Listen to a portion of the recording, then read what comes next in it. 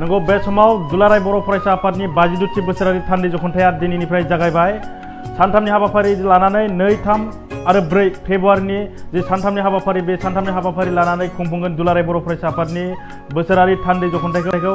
आरो नैबे समाव जोङो दिन्थिनो नागिरदों जे भिजुवेलनि गेजेरजों दिन्थिनो नागिरगोन जे गिबि सायनासालि बेखेवनाय बायदि जामुंसालि बेखेवनाय बायदि हाबाफारिखौ दिनै फुंनि समाव मावफुंबाय। आरो बे समाव दुलाराय बर' फरायसा आफादनि नेहाथारि बिथाङा जोंनि गेजेराव माखासे बाथ्रा बुंथिदों। बे समाव आं दिन्थिनो नाजागोन।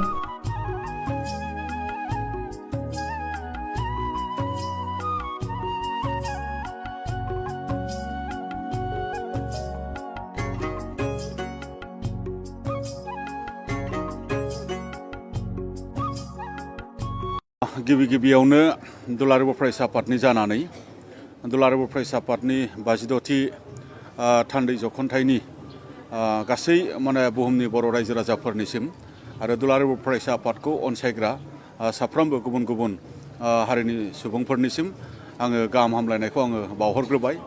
आरो बे जथुम्माखौ खुंफुंनांगौनि थाखाय जाय बिथांमोना दिनै देहायै मोदोमै बा साननायजों बा लजिस्टिकेलि जायफोर बिथांमोना दाब दाब जायगानिफ्राय बा ओनसोलनिफ्राय सापर्ट खालामहरबाय आङो गिबियावनो बिथांमोननो आङो रोजा रोजा आङो साबायखरखौ बावहरग्रोदों।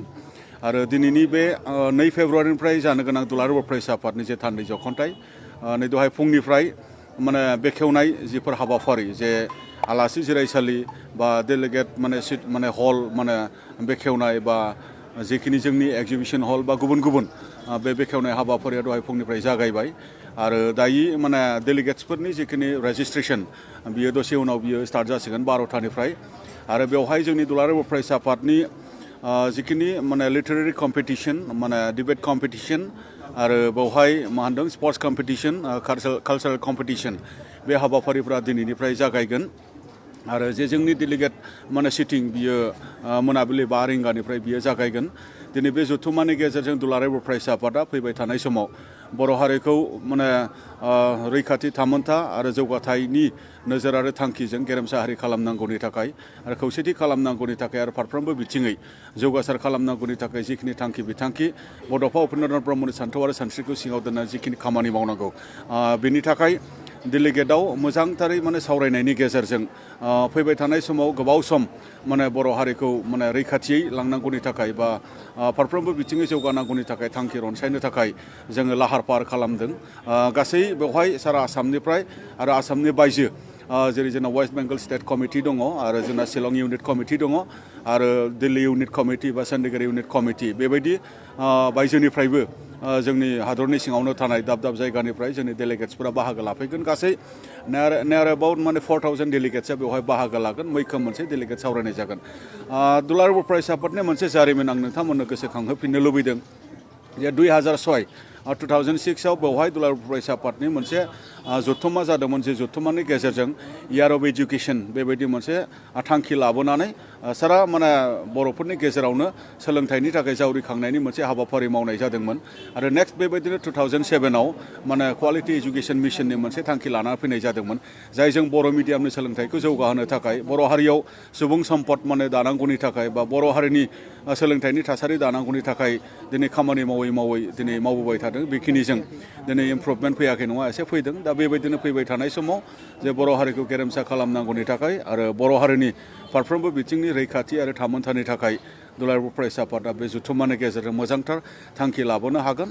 जे थांखिखौ आसा खालामनानै दिनै बानजाय आफादनि मानगोनां बिबानगिरि बिथांमोन बा ओनसोलनि साफ्रोमबो रायजो राजा बिथांमोना दिनै मदद खालामदों। बेनि थाखाय जोङो बे जथुम्मानि जाफुंसारनायखौ जोङो नेनानै दङ आरो गमामायैनो बियो जाफुंसारगोन। आरो बेबायदिनो गाबोनबो गोबांथार बेबायदि सोलोंथाइ बिथिङै डिसकासन दङ सेमिनार आरो एन्टारप्रेनियर बेबायदि मोनसे सेमिनार बेबायदि दङ आरो समफोर 4 थारिखआव अपेन मिटिं दङ।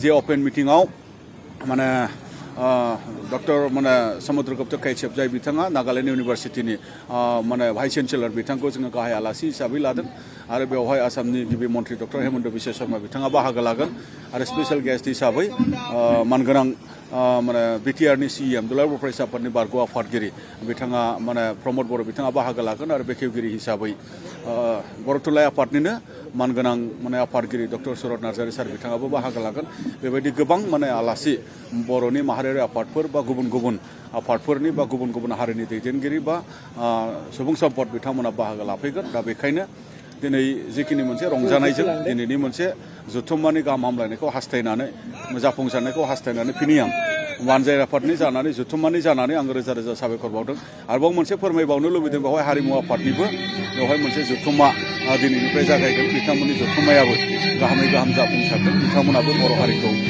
हारिमु बिथिंनि जेरैबायदि जौगानायनि बा सिनायथिनि थाखाय खामानि मावनो लादों बिथांमोननि